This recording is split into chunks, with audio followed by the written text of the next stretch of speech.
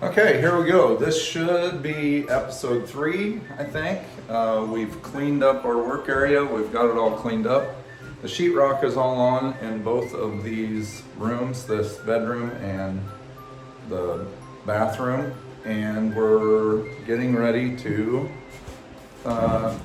start this other video. So what we're probably going to cover in this video is prepping the sheetrock for finishing. We're going to finish the stuff in the bathroom. We put this foam in any larger cracks. We're going to be trimming that off, getting it ready. We'll be doing some mudding and taping and getting the walls ready to paint. We may or may not paint the walls on this video. We'll see how long it ends up. So here we go. Hope you enjoy the videos. Hope you've enjoyed the series so far. If you're new and you see this video, please go back and look at the other videos, and maybe there's something helpful in there for somebody. If you like what you see, please hit the like button, send me a message. I love to hear from everybody. Here we go. Spray foam is filling in the gaps, as he said before. You gotta cut off the extra so it's not sticking out, so we have something from the tape to stick to. I'm gonna cut off the excess, get it out of the way so that the corners end up smooth. With my fancy dancy oscillating tool.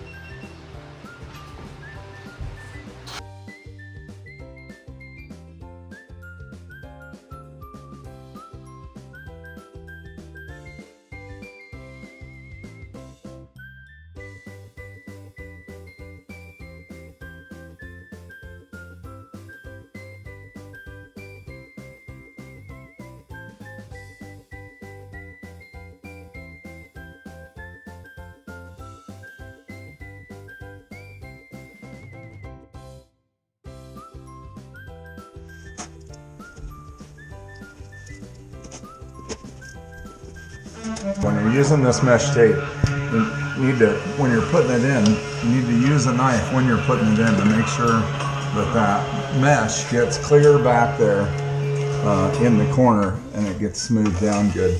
Otherwise you're going to have problems when you start putting mud in there.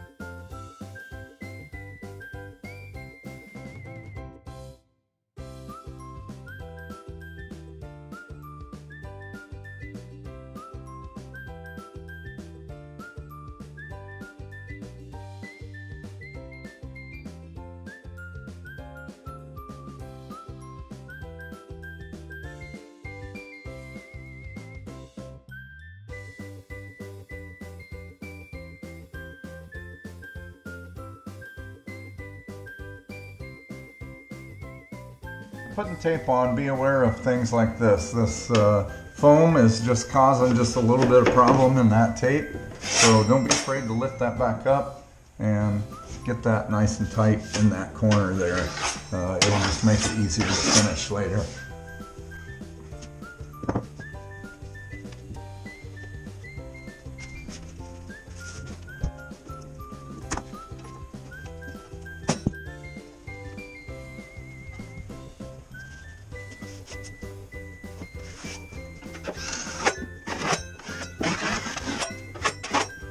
Okay, so I got it taped in here in the bathroom. I've never done a project all with this fiberglass tape before, so that's what we're doing this time is we're using this fiberglass tape. One thing that I've noticed that the gypsum the dust that's on the wall, you'll want to wipe that off a little bit because the tape doesn't stick real well if you don't. But if you just wipe the wall, then it seems to stick pretty good. One thing I wanted to show you, on the ceiling there's a lot of texture. There's a whole bunch of texture up here. I was just going to use all fiberglass tape. I don't like the way it works up there.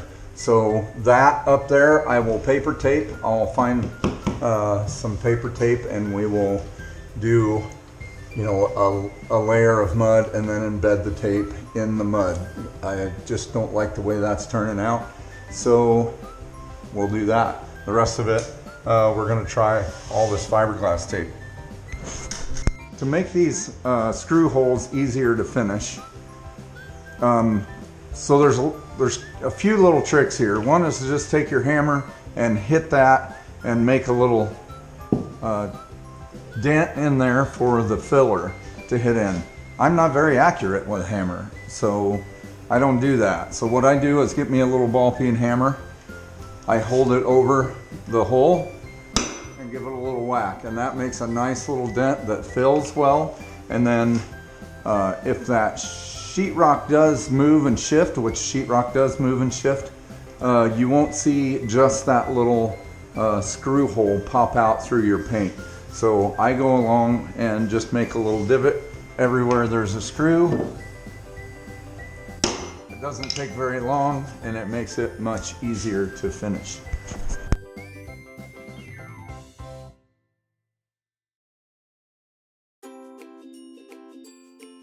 Okay, we're getting ready to mix some drywall mud here. I'm going to use this Easy Sand 45 so that maybe we can get more than one coat on today. I kind of like to use the hot mud for the first coat, excuse me, when I get started, because it's easier to keep working. So I've got a mixer, I've got my bag of compound. We put 1 quart of water in this bucket. I'm not going to mix a bunch to start with. It says 5 to 6 quarts for the whole bag. We are just going to kind of try to mix some to get started.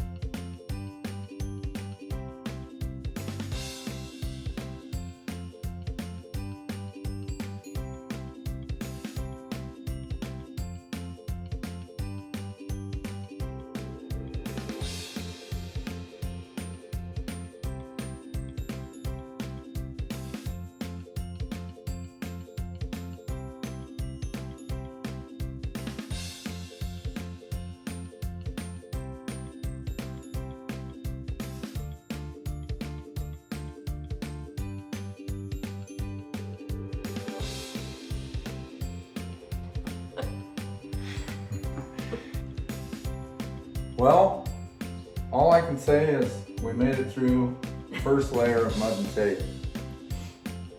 It's your favorite thing to do. It's my least favorite thing to do. I would give you more footage of mudding and taping, but I don't want anybody to get misconstrued that I am any kind of good at it, because I am not good at it. If there was anything on this project or any project that we've done that I would rather pay for, is the drywall finishing. I honestly would rather take trauma to the groin than do drywall finishing. But I do it and we will get it done. But I am no expert and not very good at it, which I'm sure people will hopefully comment, because I don't mind. I don't mind being told that I don't know what I'm doing. It's okay. And I could definitely use some pointers for sure, but I'm just not very good at it. So we did accomplish it. We've got the first pass on. We will scrape that off with a knife, spread it on out in the next few days, and we'll see how it goes. And we'll be on to some other things hopefully soon, so that I don't have to deal with that no more. So thanks for watching, and we'll catch you on another day. And our reward for doing such a good job on the house today: ice cream.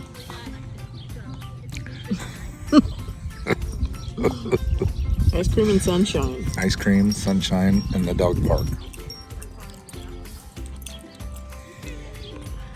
I don't know if we deserve it or not, but we're taking it anyway. So I wanted to show you, Amber did quite a bit of this yesterday, so there's not a lot of it to do here. Neither one of us are real good at this drywall finishing. So one thing that I do to try, I've learned to do to try to make it a little bit easier for myself, is I try not to do, hey bud, I try not to do a lot of sanding, which is easier said than done really. But so what I do to minimize the sanding is between coats, I try not to sand very much unless I've really messed it up. But so for the most part, you can take a good sharp knife like this and just scrape over the top. And you see that little booger that was on the wall there? If you take this knife and scrape all of the stuff that you've done the day before, when it's nice and dry, you don't necessarily have to sand between coats, and it keeps your mud from the next coat from getting all of those chunks and stuff in it, and it knocks off the high spots and it smooths a lot better. So instead of sanding in between coats, I'm just using this knife. There's a little ridge right there that's kind of high, and you can see it just kind of shaves it off, makes it a little smoother. That way when you go to run your knife on there, you don't get a high spot, and you can spread that out a little bit better. Saves a lot of time, and it saves a little frustration for me.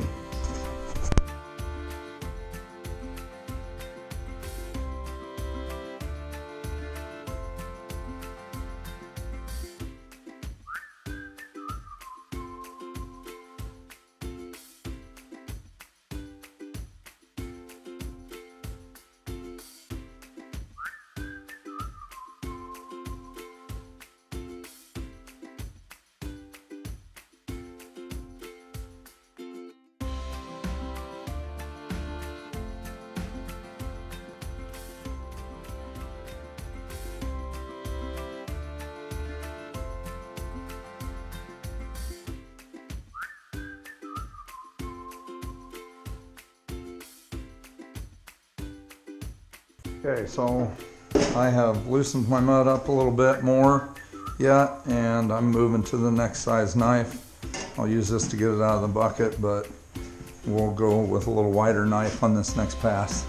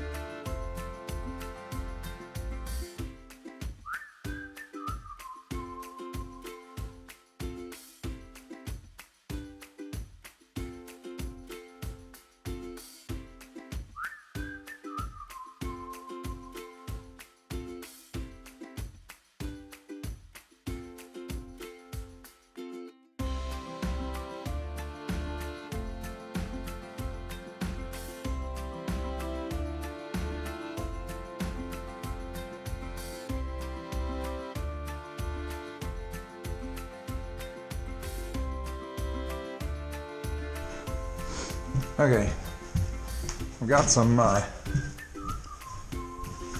spot in the ceiling up here, a couple of spots, and I'm gonna pre-put a little stuff on here. This was flaky, I went ahead and scraped that off earlier. This was the old light fixture. For whatever reason, the light fixture wasn't in the middle of the room. I didn't like that, so I changed that.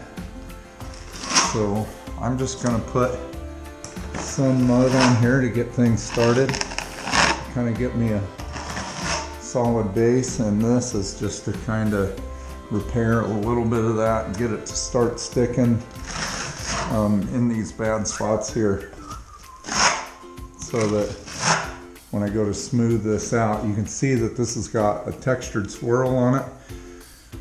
I'm going to skim coat this entire ceiling and take some of that out, because that was obviously some kind of patchwork from some time before. I don't care for it. I'm going to go back with at least a semi-smooth ceiling.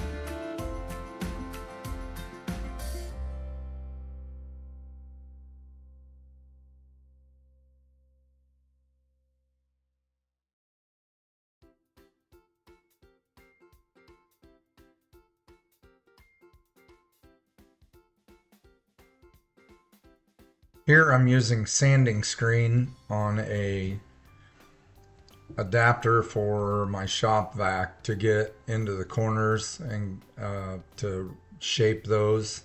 I just do just that 5 inches there with that sander on the ceiling and on the walls and the corners to rough those out, so that I can in a little bit here use the sanding machine.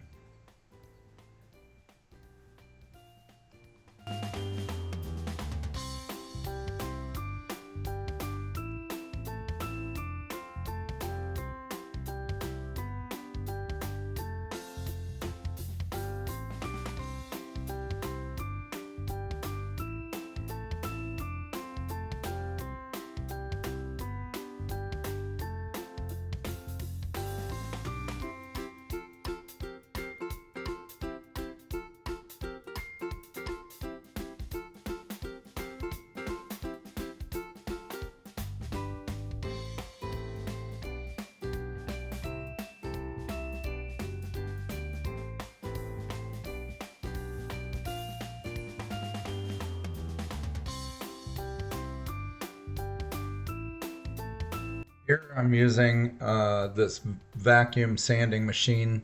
This one happens to be from Harbor Freight.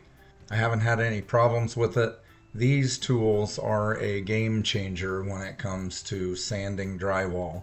It's much cleaner, much nicer, and as you can see here, I'm sanding the ceiling that I skim coated, and this job without a vacuum sander is a nightmare.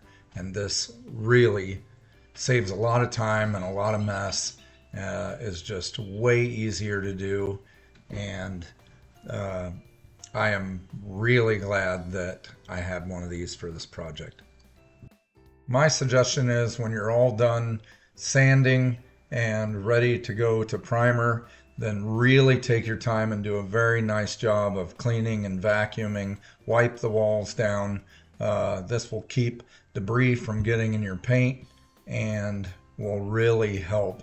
And here I'm just putting a coat of primer on.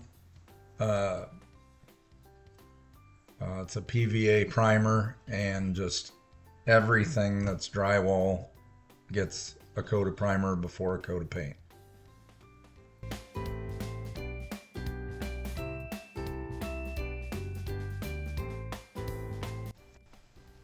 Now for a coat of flat ceiling paint.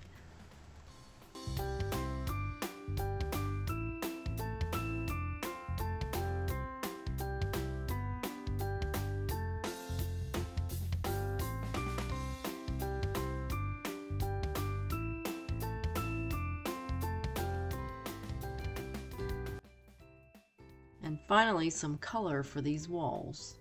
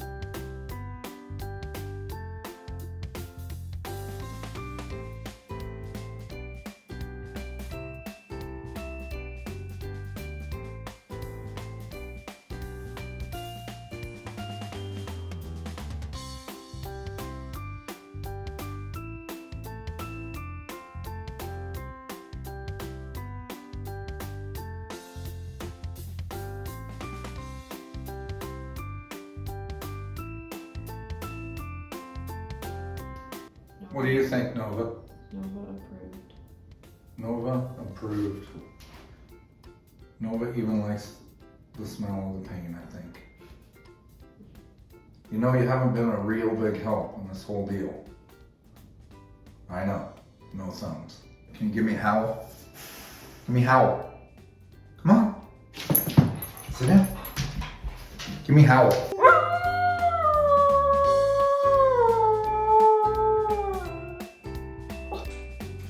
Here we are at the end of this video. We're all done with the finishing and the paint. Amber worked hard to get this all painted up. So thank you for doing that, because I don't like it, and she did that when I was sleeping. So so on the next video we'll see starting to do some woodwork, probably finishing. We have a video coming up on a pretty special piece of furniture that we're doing in the bathroom. We're going to take an old china hutch and turn it into the vanity. That'll be a pretty cool project, and we'll bring you through that. And we just want to thank everybody for watching our videos. And if you have any questions, please put something in the comment. We love to talk to you guys. Thanks for watching, and please give us a like and subscribe if you like what you see. We'll see you on the next one.